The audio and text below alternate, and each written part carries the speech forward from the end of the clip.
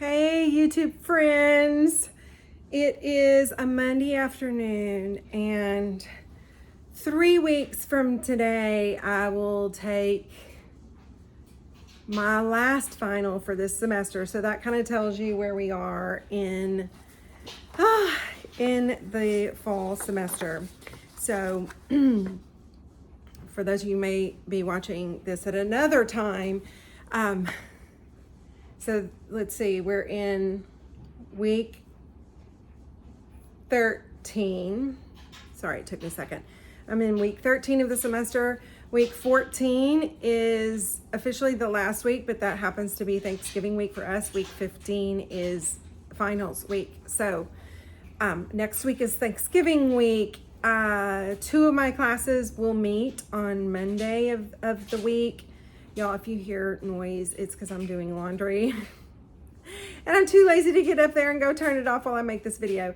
I just got in from class, and so I thought I need to make a video for my YouTube friends. And I'm going to, in advance, apologize. I'm not specifically answering more of your questions. I'm just kind of giving you an update on just what life is like as the non-traditional law student.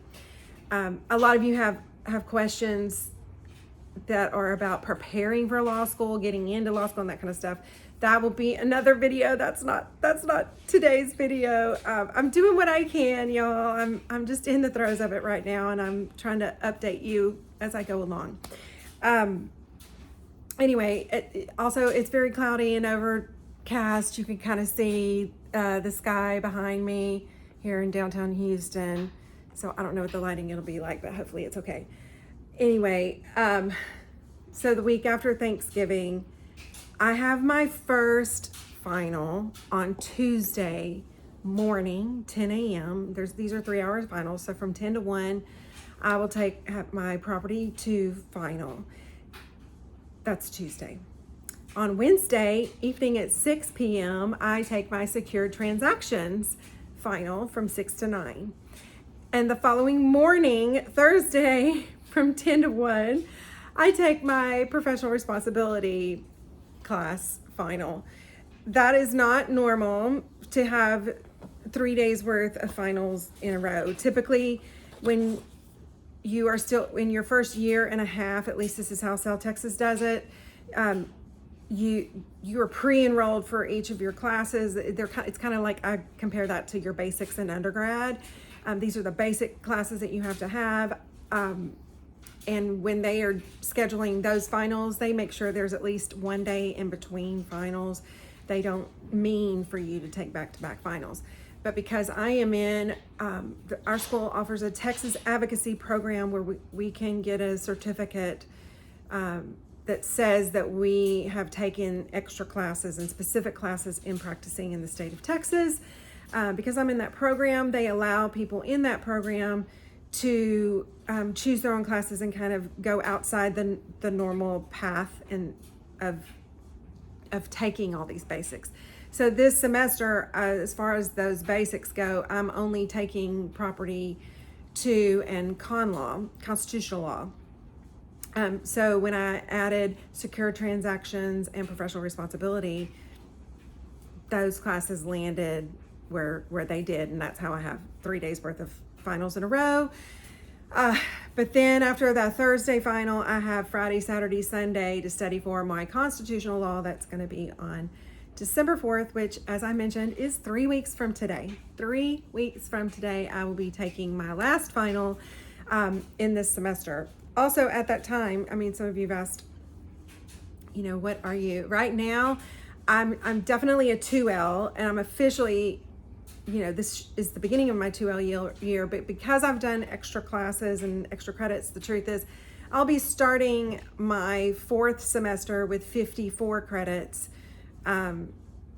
You're considered a 3L if you have 60 credits. So that's kind of where I am. I'm in this limbo, of almost the 3L. So today, and I've told y'all I would talk to you about reverse study several times, and I grabbed, oh, there they are. I already took these sheets out of my calendar. But I did want to, I'm going to show you reverse study in a minute. Someone asked, and I guess I probably just didn't really fully introduce myself when I first started doing all this YouTube, or maybe I did and just, I don't know, everybody hasn't watched all the videos. Here, let me take my glasses off. Someone asked my background and like, what did I do before I decided to go to law school? And I'm sure that's a question, even kind of like, you know, did you do something in life that prepared you for this or whatever? In some ways, yes, and in some way, absolutely not. So my profession, since I've, you know, was a teenager, honestly, is I'm a professional singer.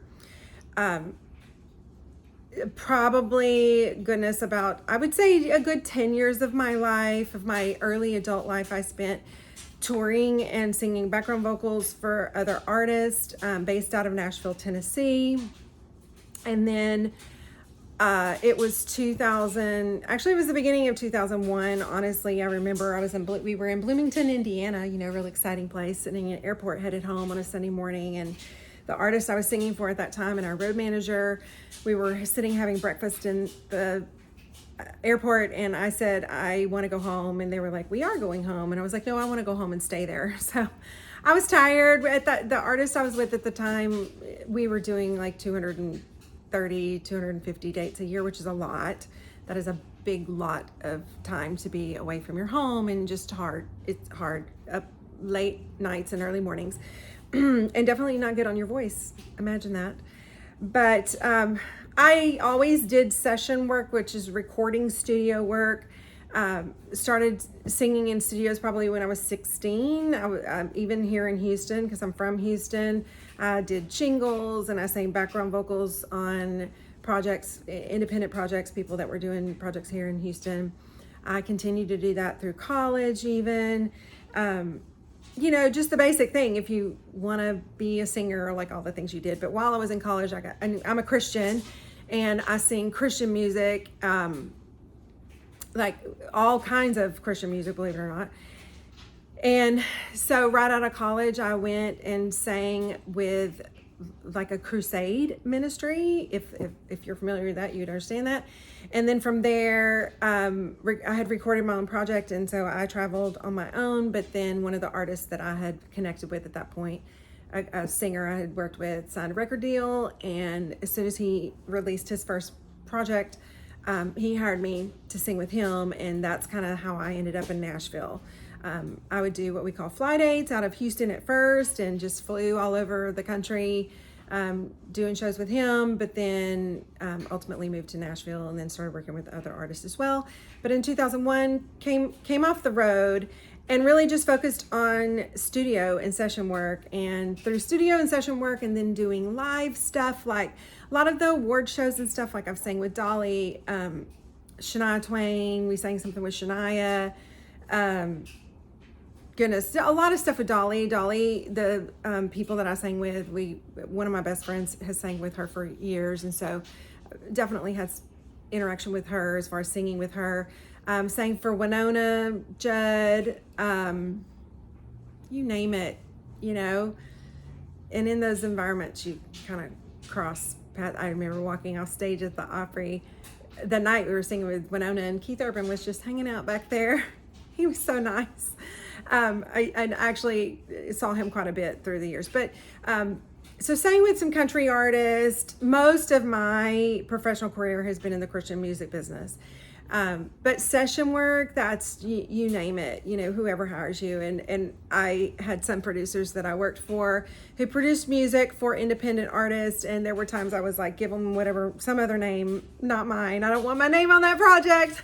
I'll sing on it and make the money, but don't put my name on it. A lot of that happens in Nashville because everybody wants to go to Nashville and record. Anyway, in 2011, I went with some friends. We went to Japan after their triple disaster, where they had this earthquake that caused the tsunami, and then the nuclear disaster. And we went and did charity concerts all over Japan, raising money to help support and help for relief. Did that for the next 2 years. So from 2011 to 2013, I went with a group, band and singers, and we went and did that. And then after that, I continued to go to Japan on my own as an artist, and have been singing in Japan ever since.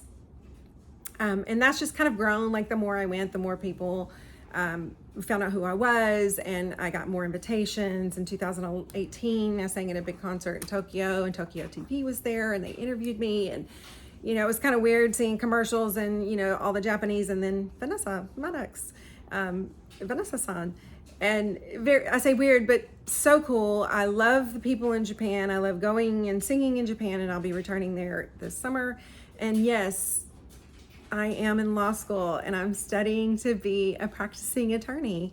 I have a ministry, but it's a nonprofit, and there's an arm of it that has specifically done more humanitarian work and support.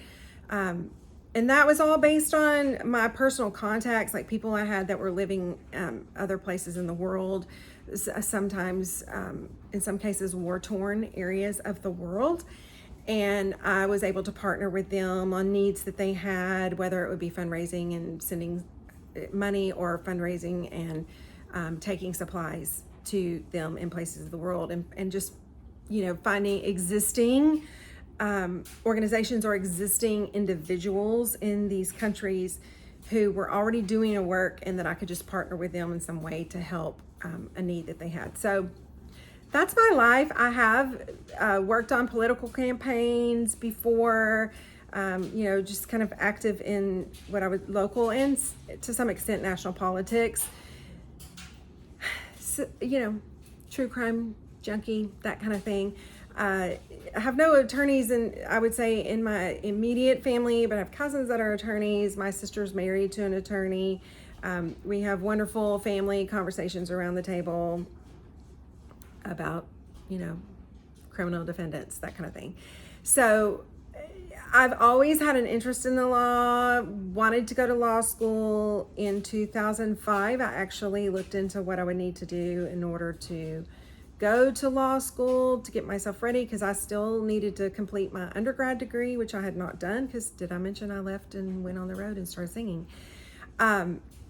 So I looked into it, and just my close set of friends and my family knew that I was looking to do that. But at that time, online study was not what it is today. It wasn't even available, truly.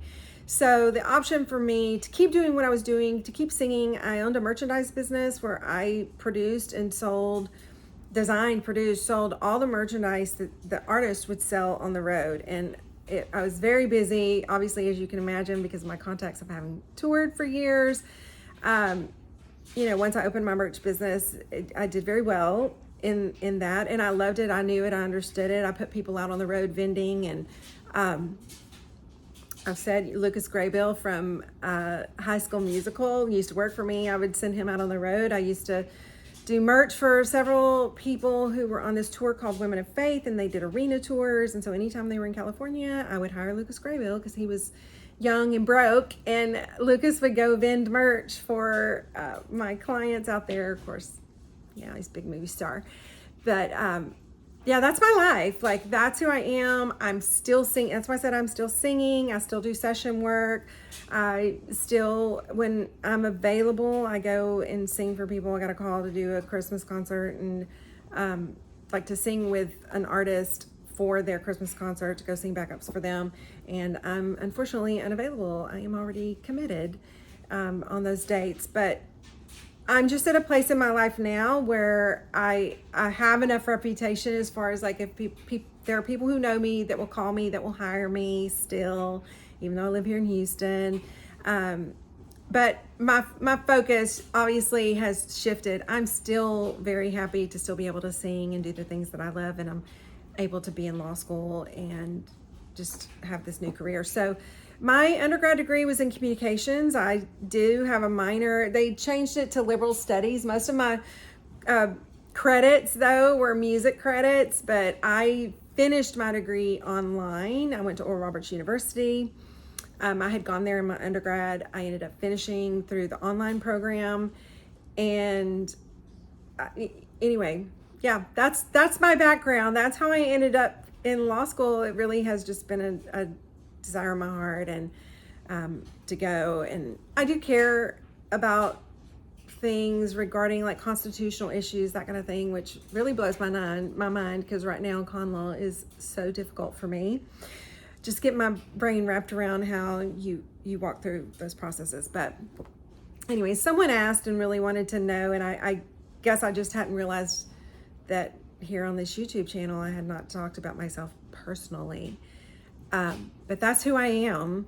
And as you would know, anybody who's been following me, I really try to keep this focused on law school, the law school experience, and yes, indeed, what you need to do to get ready to go to law school as a non-traditional student. But you know what, whatever your background is, just know law schools like diversity. You know, the whole world's about diversity, equity, inclusion, and all this kind of stuff. And so when law schools are looking at applications for students, they're not looking for people who have criminal justice backgrounds. That's fine. That's a wonderful thing. But most law schools want a nice varied background from their student body because we all bring something to the table that's just a little bit different. And there's nobody else in the school that's like me, just like there'll be nobody else in your law school that's just like you. We are all unique and we bring our life experiences and our perspectives, and we all come together and just hash out all these ideas together and do so respectfully. So don't think that you need to have done something particular in your life. And that's what I talked about this in another video, just about your applications to law schools. Yes, your grades matter. And yes, your LSAT score matters, but don't discount your personal statement and the recommendations that are going to come in as well. My personal statement, I talked about my life and just where I am, and that I was looking to do this is something new. I'd always wanted to do this, and now this is the season in my life where it's possible for me to do it. And I was very specific, and I want to go to your school. I want to be here. I don't know. I was just very direct about it. And I think all of that taken together made me a good candidate for law school, and this one in particular. Okay, I'm going to show y'all my craziness. This is what my little calendar looks like, y'all, and I know it's nuts. But what we call reverse study is whatever final you have last, that is the final that you're going to study for first. And you back that up. In my case, I'm really only studying for 3 finals. I have 4 classes that'll have a final, but because ProRes, I was studying for the MPRE, which is what was right there. I'm not giving a reverse study week to ProRes, and if I was, it would be the week before. We're gonna say it was the. Oh, sorry, that wasn't the reverse study. I'm not even showing you that one. Anyway, that's Thanksgiving. Anyway, we're gonna say reverse for ProRes was before. So, you count backwards from it. So whatever your last final is, that's the thing you study for first. Whatever the next to the last one is, that's what you give that next week to. So it builds up so that right before your first final, that's when you're studying for that class. And then hopefully you have a day in between each final to just kind of refresh your memory. And when I first heard about reverse study, and y'all, that may sound confusing, and I'm not showing you the best graph for it, but when I first heard about it, I was like, are you kidding me? You're going to study that far in advance? But the truth is, you have to. Law school just keeps going. Y'all, I still have 2 more classes of constitutional law and 2 more property classes. Thankfully, both of them told us today that like our next class will be our last substantive class. But we are still learning new information right now. Like next week is Thanksgiving and the next week is the final. It's crazy. So it's not like you have a whole bunch of time to study once the semester is over. So what happens is while semester's still going on, you have to take a week, and that's your week. Make sure your outlines are good and ready to go. If there's stuff that you need to be memorizing, lists of things, go ahead and start memorizing those things during those weeks. Because you can't wait until 3 days before the final to start memorizing that stuff. You have to start early. So that's what we call reverse study. And you know, I said I would talk to you all about reverse study. And like I said, my little chart is, my little calendar is just a hot mess that I'm showing y'all. But I kind of mixed it up. I'm not doing full week studies. I literally, and I've color coded it. I know what those classes are. I'm literally just taking the time I would normally be going to those classes, and because a couple of my classes have ended already, and that's when I'm studying for those classes. I'm kind of breaking up my days because it is good to, like, you know, move from one subject to another. It helps your brain remember, like, move from this subject to another subject and then go back to it and see how much you recalled from the one before. So I'm not doing what we call the traditional reverse study, and it's just, it's because my life has been crazy and that's just how it's worked out. But all the good students, they do the traditional reverse study, because all last week they were all working on con law, and this week I'm just now kind of picking it up. I was working on it a little bit, but anyway, we're in the crazy part of the semester, y'all, and I know that you want questions answered, and I just don't have the time. I've taken more time than I should. I've just talked for 20 something minutes about myself, and that's not why I do this channel, but some of you wanted to know about me a little bit more in my background, and oh, and I'm not married and I don't have kids. Did I mention I've spent my life on the road singing and singing in the studio, and yeah, that's just how my life has turned out right now. But anyway, I will try to do another video for y'all sometime over the next 3 weeks. I can't promise it just because it's time for finals, but I may give you another video of me being a hot mess during finals. But hopefully sometime over the break, I can give y'all some more substantive videos answering some of the questions that you've posted. So, all right, y'all. In case you hadn't heard, I'm going to go take a nap. That's what I do. I'm going to go take a nap, and then I get up and study again. Because that's a good non-traditional student way. We need a little bit more sleep than those youngins. All right, bye.